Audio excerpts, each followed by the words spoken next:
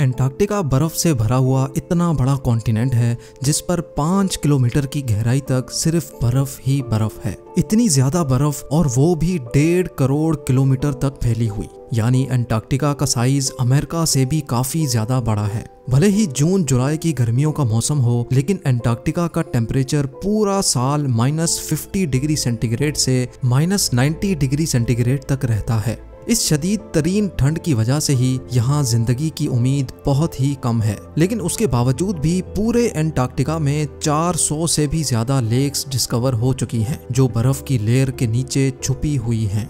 GeM TV के videos में एक बार फिर से खुशामदीद। नाजरीन, एंटार्क्टिका में ना ही कोई टाइम जोन फॉलो होता है और ना ही यहाँ किसी कंट्री का कब्जा है। हत्ता के पूरे एंटार्क्टिका में सिर्फ 2 ATM मशीन्स लगी हुई हैं। कई लोगों का मानना है कि एंटार्क्टिका की बर्फ के नीचे कई राज पोशीदा हैं। कुछ का तो ये भी मानना है कि बर्फ से ढके हुए इस मिस्टीरियस कॉन्टिनेंट के नीचे एक अलग ही दुनिया बसती है जहां एलियंस का राज है।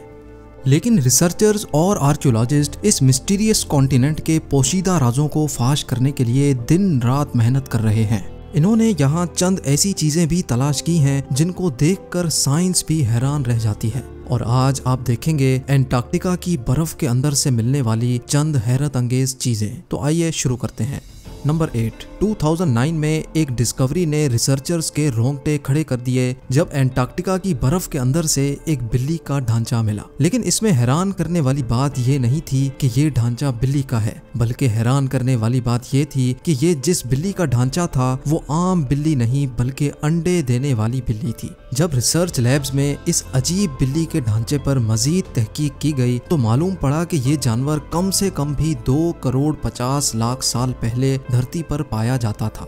नंबर 7। 2014 में आर्कियोलॉजिस्ट को एंटार्क्टिका से इंतहाई हैरान कर देने वाली इंसानी खोपड़ियां मिली। पहली हैरानी की बात यह थी कि एंटार्क्टिका में ये मिलने वाली पहली इंसानी खोपड़ियां थी, और दूसरी हैरानी की बात इन खोपड़ियों की शेप थी। जी हाँ, नॉर्मल खोपड़ियों के मुकाबले में ये खोपड़ियां काफी अलग दिखती थीं क्योंकि इनके सर जरूरत से भी ज्यादा बाहर निकले हुए थे। साइंसदानों का मानना था कि खोपड़ियों की ऐसी शक्ल बचपन से ही अजीब आदतों की वजह से बनती है, और ये आदतें हजारों साल पहले एंशिएंट सिविलाइजेशन में अपनाई जाती थीं। इस तरह की खोपड़ियां आर्कियोलॉजिस्ट को इजिप्ट और पेरू से भी मिल चुकी हैं। तभी उनका शक है कि शायद हजारों साल पहले एंटार्क्टिका में भी लोग बसते थे और उनका कुछ न कुछ रिलेशन एंशिएंट इजिप्ट सिविलाइजेशन से जरूर होगा।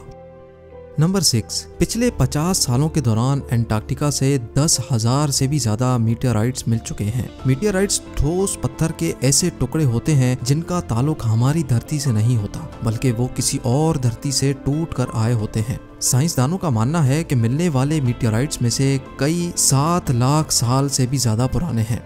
वैसे तो ये पता लगाना बहुत ही मुश्किल है कि इन मीटियोराइट्स का ताल्लुक किन सितारों या प्लेनेट से है, लेकिन 2002 में एंटार्क्टिका पर गिरने वाला एक छोटा मीटियोराइट 2015 में डिस्कवर किया गया था, और साइंस का मानना है कि ये कहीं और से नहीं बल्कि मार्स से टूटकर आया है, क्योंकि इस मीटियोराइट के अंदर ऐसे बैक्टीरिया थे जो मार्स पर पाए जाते हैं।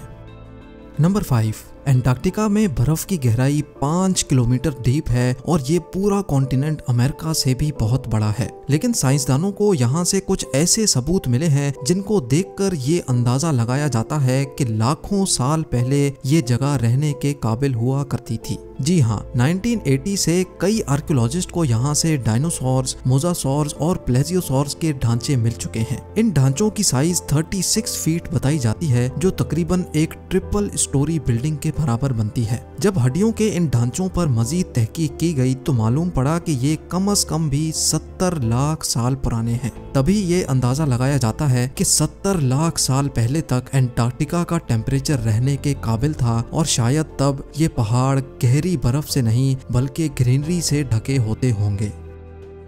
नंबर 4। वाटरफॉल्स तो हम सबने कई बार देखे हैं, लेकिन एंटार्क्टिका में टेलर ग्लेशियर के मकाम पर एक पॉइंट ऐसा भी है जहां वाटरफॉल नहीं बल्कि ब्लड फॉल होता है। 1911 में टेलर नामी एक साइंटिस्ट ने पहली बार इस ब्लड फॉल को डिस्कवर किया था। कई सदियों तक यही माना जाता था कि वाकई इस ग्लेशियर के अंदर से खून बहता है, लेकिन मॉडर्न साइंस ने जब इस पर मजीद रिसर्च की तब उनको जो मालूम पड़ा वो इससे भी ज्यादा हैरत अंगेज था।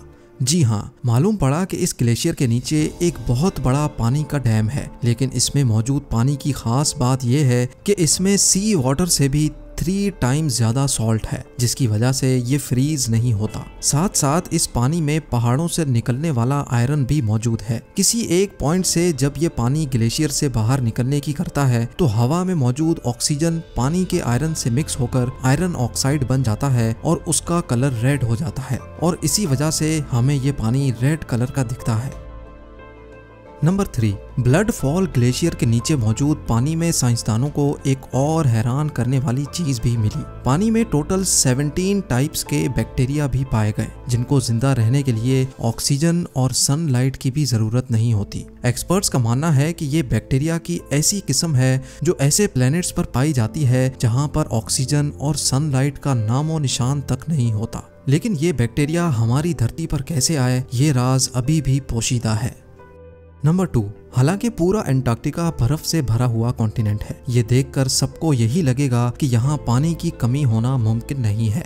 लेकिन आपको ये जानकर हैरत होगी कि हमारी धरती पर अगर कोई सबसे ज्यादा खुश्क यानी ड्राई जगह है तो वो भी एंटार्क्टिका में ही मौजूद है।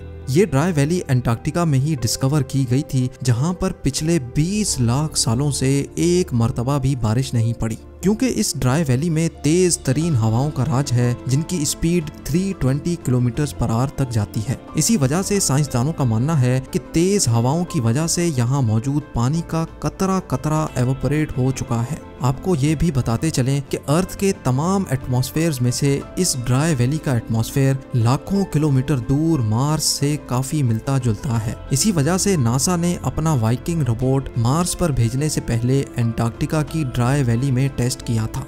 और अब नंबर 1, आर्कियोलॉजिस्ट की एक टीम को एंटार्क्टिका की बर्फ के अंदर 1100 फीट की गहराई से एक इंतहाई खौफनाक मखलूक का ढांचा मिला। ये पता लगाने के लिए कि ये ढांचा कौन से जानवर का है, कई एक्सपेरिमेंट्स किए गए, लेकिन हैरत अंगेज तौर पे इसका स्ट्रक्चर किसी भी जानवर से मैच ना हो सका। इस खौफनाक ढांचे की लंबाई 8 फीट बताई जाती है, जिसकी हड्डियां बॉडी से निकली हुई हैं। कई सालों की मेहनत के बाद भी आज तक ये पता नहीं लगाया जा सका कि ये जानवर कौन सा था और आखिर इस धरती पे आया कहां से था। उम्मीद है जेम टीवी की ये वीडियो भी आप भरपूर लाइक और शेयर करेंगे। आप लोगों के प्यार भरे कमेंट्स का बेहद शुक्रिया। मिलते हैं अगली शानदार वीडियो में।